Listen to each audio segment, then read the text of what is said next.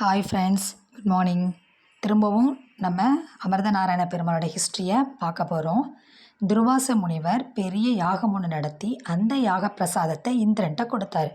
இந்திரன் அந்த பிரசாதத்தை ஐராவத யானையின் தலையின் மேலே வைக்கும் பொழுது அந்த பிரசாதம் கீழே விழுந்து யானையின் காலில் அடிபடுது.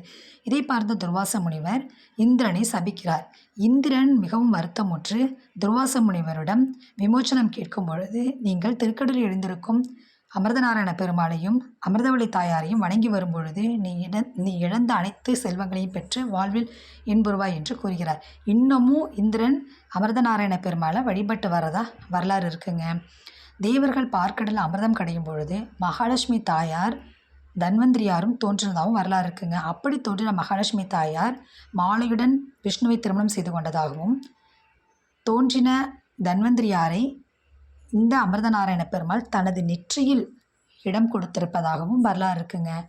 அதனால் இந்த அமிர்தநாராயண பெருமாளை நம்ம வழிபடும் போது திருமண தடைகள்லாம் நீங்கும் எனவும் சொல்லப்படுது. நம்ம ரொம்ப நோயிலிருந்து சீக்கிரம் விடுபடுவோம் அப்படின்னு சொல்லப்படுதுங்க. அதனால் இந்த பெருமாளை நம்ம வணங்குவோம், வாழ்க்கையில் ரொம்ப ஹாப்பியாக இருப்போம்.